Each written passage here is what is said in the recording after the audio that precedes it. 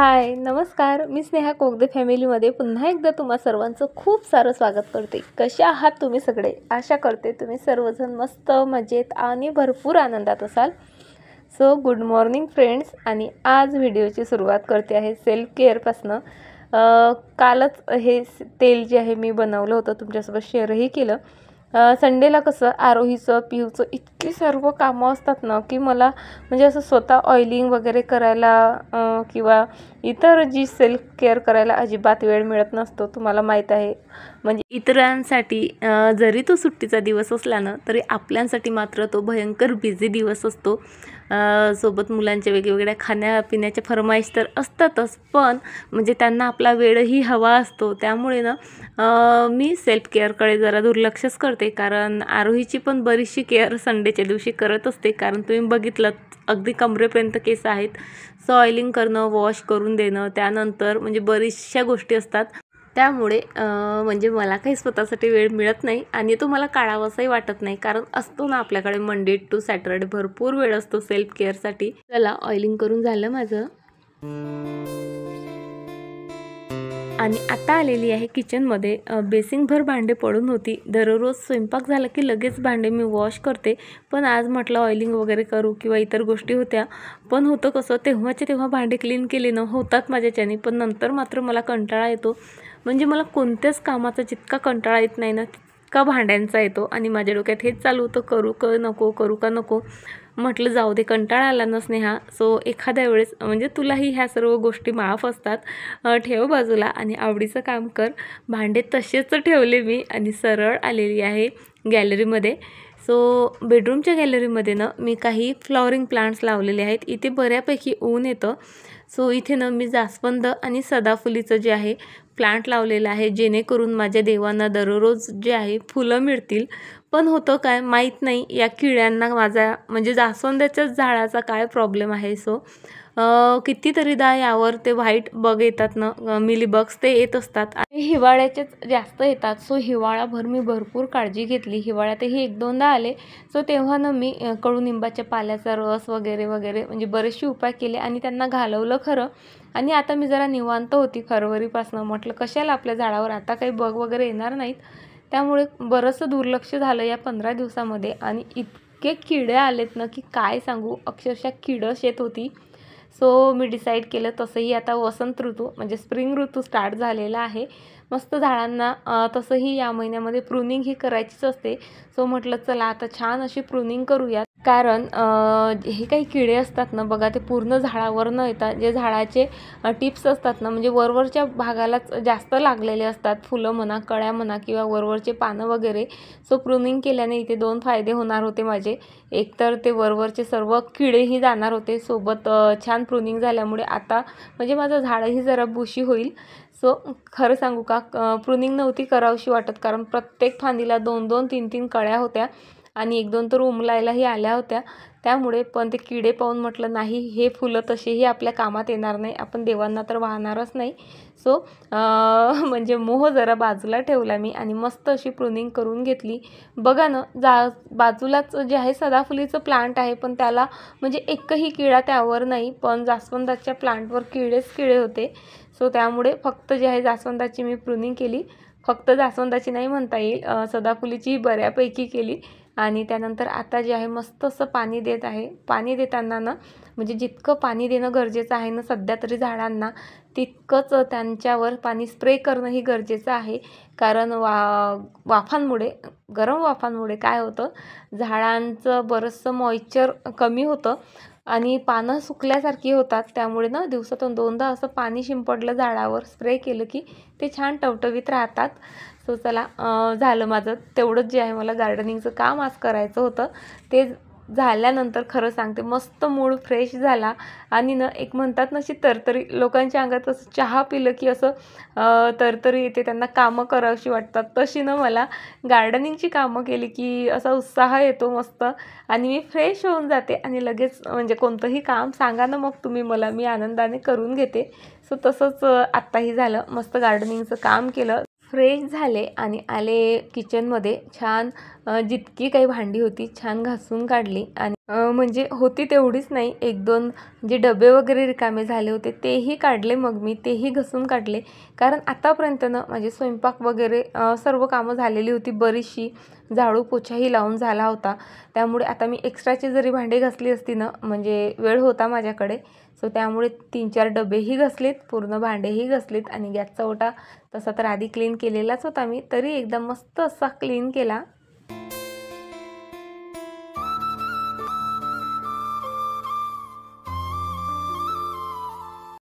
Oiling केल्यानंतर जेव्हा केव्हा तुम्ही हेअर वॉश करता ना, खरं सांगते इतके मस्त सॉफ्ट हेअर होऊन जातात ना, म्हणजे कंडिशनरही जे काम करत नाही ना ते काम ऑइलिंग करतं. त्यामुळेच मी जे आहे ऑइलिंग करत असते अंघोळीआधी. अगदी 15 मिनटं जरी आधी मला आठवण आली ना, तरी मी जे आहे ऑइलिंग करून घेत असते. म्हणजे त्यामुळे काय होतं, मला कंडिशनर यूज करायची अजिबात गरज पडत नाही. पण तुम्ही जर ऑइलिंग करत नसाल ना, सो कंडिशनर यूज करणं मस्ट आहे बरं का. कंडिशनरमुळे ना जो काही ड्रायनेस, रफनेस असेल ना आपल्या केसांचा, तो सर्व निघून जातो. बऱ्याचदा काय होतं, ड्रायनेस, रफनेसमुळेही आपले केस ना खूप तुटायला लागतात. पण ते जर छान असे सॉफ्ट असतील ना, तर त्या कंपॅरिझनली कमी तुटतात. सो हेअर वॉश केल्यानंतर कंडिशनर यूज करायलाच पाहिजे. पण तुम्हाला कंडिशनर स्किप करायचं असेल तर मात्र म्हणजे ऑइलिंग स्किप करून चालणार नाही. आणि हेअर वॉश केल्यानंतर मी सरळ माझ्या गार्डनमध्ये येत असते. नेहमीचंच रुटीन आहे माझा. म्हणजे एकतर माझे केसही सुकतात आणि तेवढा वेळ जो 1-2 मिनटाचा माझ्याकडे असतो ना, तेवढ्या वेळात माझी काही ना काहीतरी गार्डनिंगची कामंही होत असतात. मी कधीही गार्डनमध्ये आली ना की नुकतीच अशी उभी राहणार किंवा एन्जॉय करणार असं कधीच होत नाही. कुठे ना कुठे माझं लक्ष जातं. एखाद्या झाडाचं पान सुकलेलं असेल, कुठे पाणी कमी असेल ते वगैरे चेक करत असते मी. म्हणजे 2 कामं इथे माझे होत असतात. आणि चला आता करायची आहे मला पूजा. बरेच दिवस झाले मी देवांचे ड्रेसेस वगैरे चेंज केलेच नव्हते. मी ना म्हणजे आठवड्यातनं किंवा 15 दिवसातनं जे आहे देवांचे ड्रेसेस चेंज करते आणि वॉश करते. मी डेली बेसिसवर देवांचे कपडे कधीच वॉश करत नाही. कारण माहीत नाही म्हणजे इतका वेगळा कापड असतो ना, तो इतका डेलिकेट असतो की लगेच ते फाटून जातात किंवा त्याचं जे अस्तर असतं ना ते तरी लगेच खराब होतं. सो त्यामुळे 15 दिवसातून तरी जे आहे मी देवांचे कपडे वॉश करत असते. मी कपडे म्हणजे वॉश वगैरे कसं करते ते दाखवतेच पुढे तुम्हाला. पण त्याआधी ना आज मंदिर मस्त क्लीन केलं बघा. नव्यासारखं दिसतंय ना अगदी. आता बऱ्याचदा तुमच्यासोबत शेअर केलेलं आहे, सो मी काही शेअर केलेलं नाही आज. पण मस्त क्लीन केलं. त्यानंतर म्हणजे आतूनही सर्व काढून, इवन तो जो कागद ठेवलेला आहे ना तो काढून वगैरे मी सर्व मंदिर क्लीन केलं आणि कपडे वगैरे चेंज केले. छान रांगोळी काढली आणि इथे जी आहे माझी पूजा आता म्हणजे करून झालेली आहे. पण आज म्हणजे एकही फूल नाही माझ्या देवांसाठी, कारण तुम्ही बघितलंच डीप प्रूनिंग केली, त्यामुळे सर्व फुलं जी आहेत सरळ डस्टबिनमध्ये गेलीत.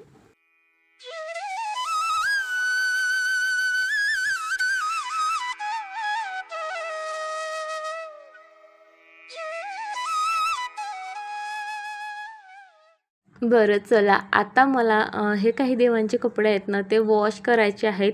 अगदीच म्हणजे सिंपल अशी प्रोसिजर आहे हे कपडे वगैरे वॉश करायची.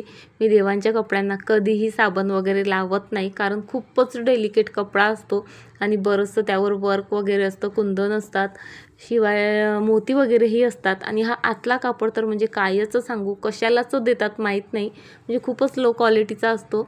सो देवांचे कपडे वॉश करण्यासाठी मी थोडंसं गरम पाणी घेत असते आणि त्यामध्ये जे आपलं रेग्युलर जे काही शॅम्पू यूज करतो ना तेच शॅम्पू टाकते. त्यामध्ये कपडे 10 मिनिटांनं मस्त डीप करून ठेवते आणि त्यानंतर हलकंच असं हातावरच रगडत जे आहे सर्व कपडे वॉश करत असते.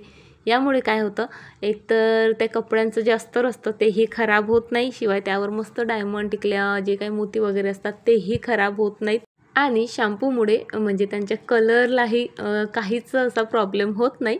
सो चला, इथे माझे देवांचेही कपडे क्लीन करून झालेत आणि आत्ता मी आलेली आहे किचनमध्ये. आता वाजलेत जवळपास 9:30 पावणे 10 झाले असतील.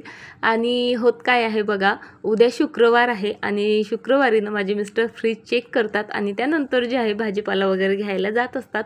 म्हणजे तो भाजीपाला न यावा किंवा काय आहे काय नाही ते चेक करत असतात. पण हे आता 4 बीट जे आहे फ्रीजमध्ये होते आणि हे जर त्यांना दिसले असते ना, मी खरंच इतका ओरडा खाल्ला असता. म्हणून म्हटलं उद्या ते फ्रीज चेक करण्याआधी हे बीट संपवून टाकावेत, कारण जवळपास 3-4 दिवस झालेत मी ज्यूस वगैरे बनवला नाही आणि त्यांनी मला 2-3दा विचारलं, ही स्नेहा तू बीटचा ज्यूस नाही बनवला, स्नेहा तू बीटचा ज्यूस नाही बनवला, आणि मी त्यांना हो बनवते करत हे जवळपास 3 दिवस झालेत बीटचा ज्यूस स्किपच केला. आणि मला माहीत आहे हा खरं तर माझ्याच हेल्थसाठी खूप बेनिफिशियल आहे, पण तरी कधीतरी कामाच्या गडबडीत जे आहे आपल्याच्यानं ह्या चुका होत असतात किंवा इग्नोर होत असतं. पण तरीही मी आठवड्यातनं कमीत कमी 4 दिवस तरी बीटचा ज्यूस घेते, म्हणजे रेग्युलरच घेते, पण होतं एखाद्या वेळेस मागे पुढे. चला आता हे 2 बीटही बाकी आहेत आणि तेही काही मला नवरोबांना दाखवून ओरडा खायचा नाही आहे. सो आज जे आहे मस्त बीटची कोशिंबीर करते. खूपच टेस्टी रेसिपी आहे. तुम्हाला जर बीटचा ज्यूस प्यायला आवडत नसेल, कच्चं बीट खायला आवडत नसेल ना, तर ही रेसिपी मात्र म्हणजे तुम्हाला 100% आवडणार, हे मी नक्की सांगू शकते. काही नाही बघा, सर्वात आधी तर बीटची साल काढली, किसून घेतले, त्यामध्ये अर्धी वाटी शेंगदाण्याचं कूट आणि अर्धी वाटी दही घातलं. तुमचं दही आंबट नसेल ना, तुम्ही वाटीभरही घालू शकता. त्यानंतर भरपूर कोथिंबीर घालायची आणि त्यानंतर मीठ घालायचं, सोबतच थोडीशी साखर घालायची. जर तुमचं दही आंबट नसेल तर साखर ऑप्शनल आहे, पण माझं दही जे आहे घरी बनवलेलं आहे, त्यामुळे भरपूर आंबट आहे, म्हणून मी थोडीशी साखर घातली, म्हणजे अगदी चिमूटभर म्हटली तरी चालेल. आणि त्यानंतर मस्त कोथिंबीर एकजीव केली आणि तुम्ही अशी जरी खाल्ली ना तरी भन्नाट लागते. पण कशाला अशीच खायची, आणखी टेस्ट वाढवूयात ना थोडीशी. सो चला मस्त तडका प्रिपेअर करते आहे मी इथे. सो तेलामध्ये मस्त जिरं मोहरी तडतडली, हिंग घातला, भरपूर जे आहे मी कढीपत्ता घालत असते, हिरव्या मिरच्या घालत असते. कढीपत्त्याचा फ्लेवर, त्यानंतर हिरव्या मिरचीचा फ्लेवर, शेंगदाण्याचा, कारण भाजलेल्या शेंगदाण्याचा बघा मस्त फ्लेवर येतो तो, आणि दही, आणि त्यानंतर हे बीट. इतकं छान कॉम्बिनेशन ना, जितकं हे दिसायला सुंदर आहे ना तितकं म्हणजे त्यापेक्षा कितीतरी पटीनं हे टेस्टी होतं असं म्हटलं तरी चालेल. खूप मस्त आहे. मी म्हणजे जेव्हा ज्यूस करून पण बीट शिल्लक असतात ना, तेव्हा मात्र ही रेसिपी बनवत असते आणि माझे बीट संपवत असते, कारण आठवड्याभराचे कमीत कमी म्हणजे 1/2 किलो तरी बीट आमच्या पोटात गेलेच पाहिजे, असं जे आहे आमचं दोघांचं जे आहे कॅल्क्युलेशन असतं. सो चला, इथे बीटाची कोशिंबीर जी आहे माझी बनवून तयार आहे. या पद्धतीने तुम्ही फक्त एकदा बनवून बघा आणि तुम्ही पुन्हा पुन्हा बनवून खाणार, हे मला नक्कीच माहीत आहे. कोशिंबिरीमुळे ना जेवण नेहमीपेक्षा जरा जास्तच झालं. विचार करत होते जरा आराम करते, तर लगेच जे आहे पिहू स्कूलमधनं वगैरे आला आणि मग काय आता एक्झाम स्टार्ट झालेली आहे. खरं तर उद्या जीकेचाच पेपर आहे. बरंचसं लन असतंच मुलांचं, पण तरी त्याचं चालू होतं, मम्मा चल मला अभ्यास करायचा आहे. मी म्हटलं तू कर, पण त्याचं तसं नसतं बघा, त्याला घेऊनच बसावं लागतं. आरूचं तसं टेन्शन नसतं जास्त, आरू तिचा अभ्यास करून घेते, पण पिहूचं ना म्हणजे अभ्यास कमी आणि इतरच गोष्टी जास्त असतात. त्यात त्याला खेळायचं असतं, आगाऊपणा करायचा असतो, हसायचं असतं, खोड्या काढायच्या असतात आणि बऱ्याचशा गोष्टी. त्यामुळे त्याच्याजवळ असं बसून राहिलं ना तर तो जरा जे आहे म्हणजे एका ठिकाणी टिकून राहतो असं म्हटलं तरी चालेल. नाहीतर त्याला जर आपण अभ्यास दिला आणि मी एखादं काम करून येतो असं म्हटलं ना, तर त्याचं घरभर नुसतं फिरणं चालू असतं, आरोहीला त्रास देईल, कधी आजीच्याच खोड्या काढेल, काही ना काही त्याचा आगाऊपणा चालू असतो. त्यामुळे नेहमी कसं चालून जातं ह्या गोष्टी. पण आता पेपर आहेत तर म्हटलं चला 1/2 तास तरी त्याच्यासोबत असं बसूयात. त्यामुळे तरी तो म्हणजे एका ठिकाणी बसून व्यवस्थित अभ्यास करेल. आणि खरं सांगू का, माझ्या एक्झामच्या वेळेस मला जितकं टेन्शन नाही यायचं ना, तितकं टेन्शन या दोघांच्या एक्झाम असलं की येतं बघा. आणि असं वाटतं की माझीच एक्झाम आहे की काय. आणि अभ्यास करून घेण्यापेक्षा ना म्हणजे यांना एका ठिकाणी टिकवून ठेवणंच खूप मोठं एक चॅलेंज असतं माझ्यासाठी. कारण एकतर पिहूची चुडबुड चालू असतं, त्यात आरोहीला त्रास देतो, मग आरोही चिडली की एक दोघांची पुन्हा मारामारी चालू होऊन जाते आणि बऱ्याचशा गोष्टी असतात. बरं चला, आता मी यांचा अभ्यास घेते आणि तुम्हाला उद्या भेटते अशाच एका छान व्हिडिओसोबत. तोपर्यंत फ्रेंड्स, स्वतःची काळजी घ्या आणि हो म्हणजे अजूनही चॅनलला सबस्क्राईब केलेलं नसेल, चॅनलला सबस्क्राईब करा, लाईक करा, शेअर करा आणि छान छान कमेंटही करा. चला बाय, टाटा.